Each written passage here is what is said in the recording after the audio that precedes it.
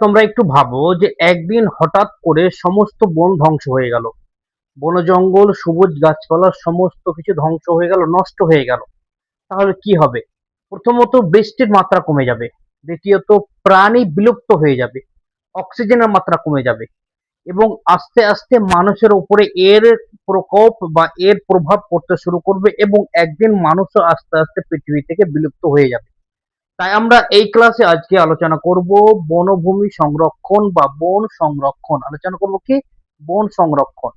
এই বন সংরক্ষণ সম্বন্ধে আজকে আমরা সম্পূর্ণ আলোচনা করব, সম্পূর্ণ প্রশ্নের উত্তর এই বন সম্বন্ধে।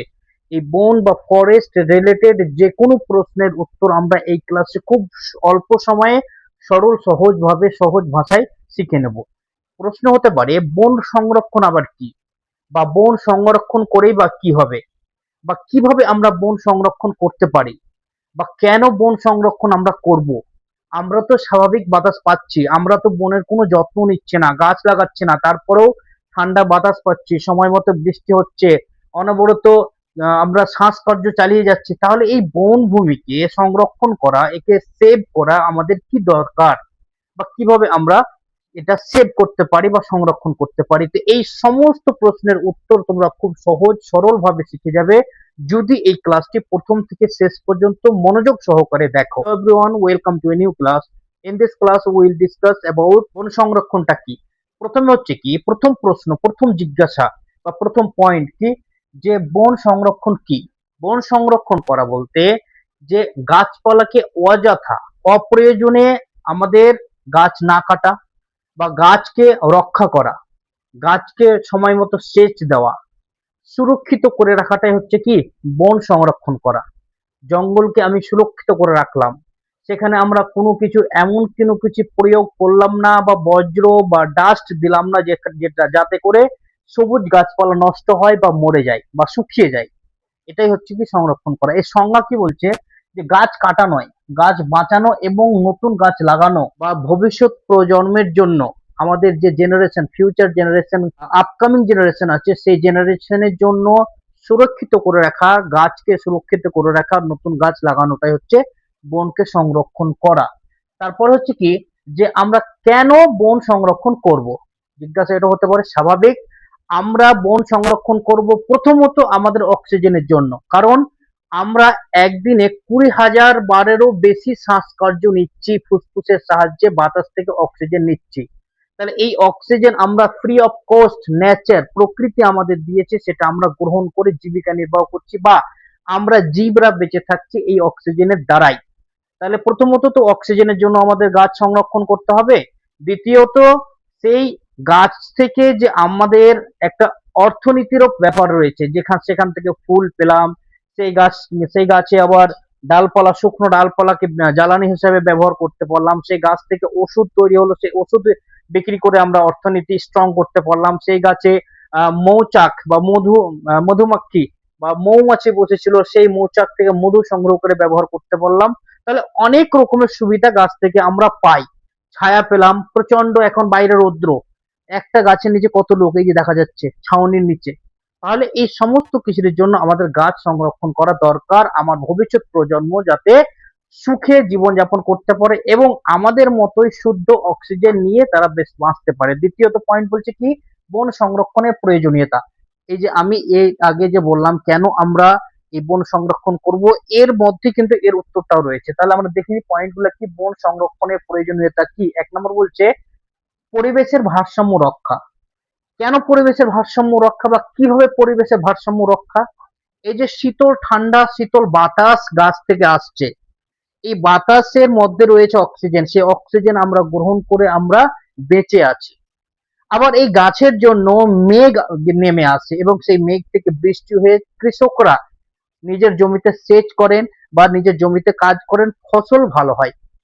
এতে ব্যালেন্সটা ইকুয়ালিটি থাকে এবং পরিবেশের ভারসাম্য বজায় থাকে। দ্বিতীয়ত অক্সিজেন সরবরাহ।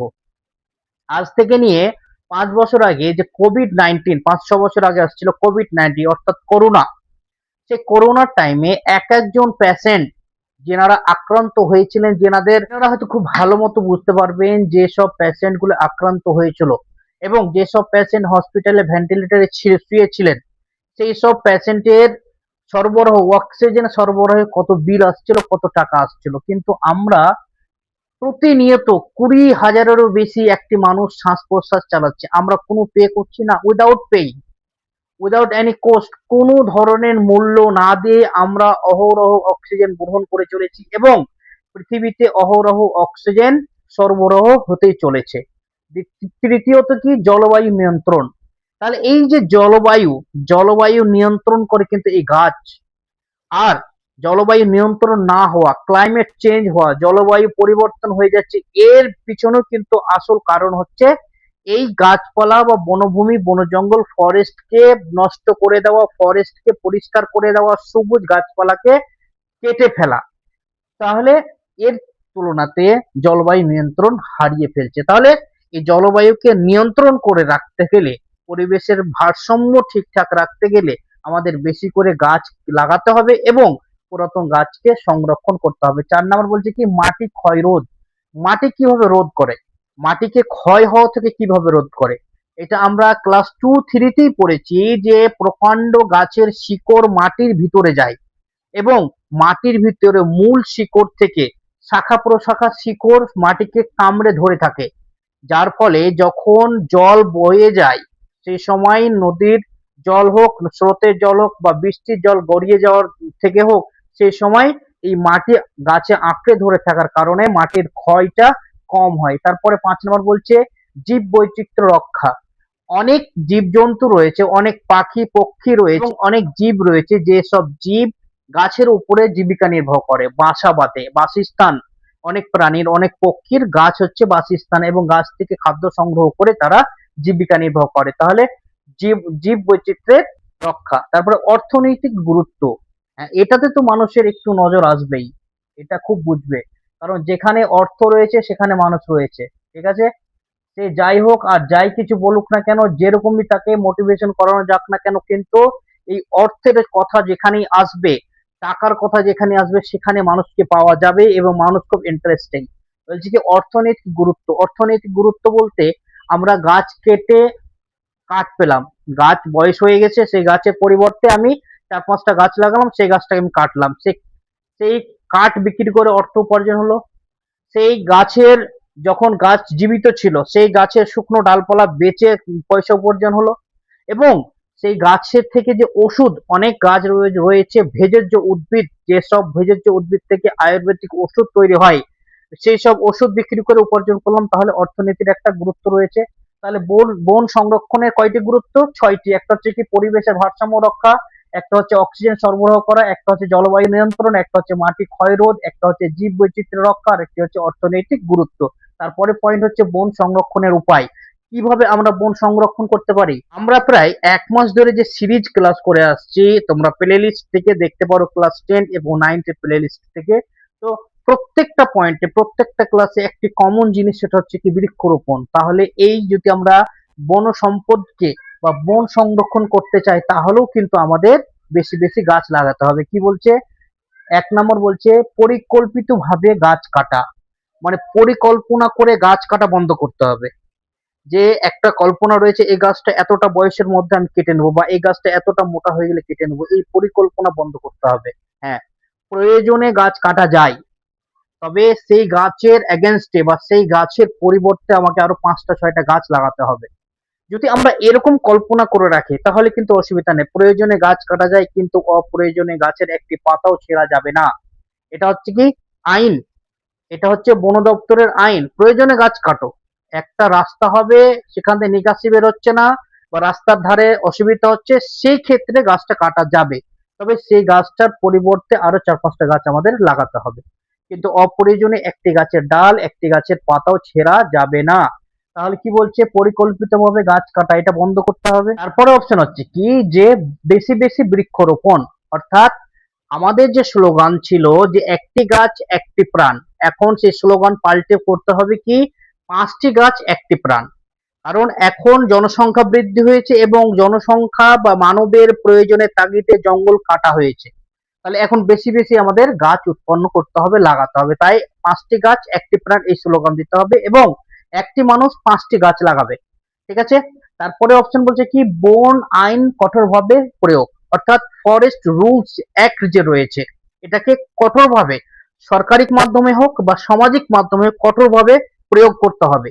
তারপরে হচ্ছে কি বন অগ্নিকাণ্ড প্রতিরোধ, এই যে বনে দাবানলের কারণে আগুন লেগে যাচ্ছে বা অনেকেই শুকনো গাছে শুকনো পাতাতে আগুন লাগিয়ে দেয়, এটাকে প্রতিরোধ করতে হবে, ব্যবস্থা করতে হবে যেন গাছে আহ, আগুন বা জঙ্গলে আগুন লাগাতে যেন রোধ হয়। তারপর হচ্ছে কি সামাজিক বন সৃজন, এই যে সামাজিক বন সৃজন বলতে গার্ডেন বানানো বা সাজসজ্জার জন্য বাড়িতে অনেকে গাছ ফুলের গাছ লাগায়, ঠিক আছে, অনেক সুন্দর সিদ্ধান্ত।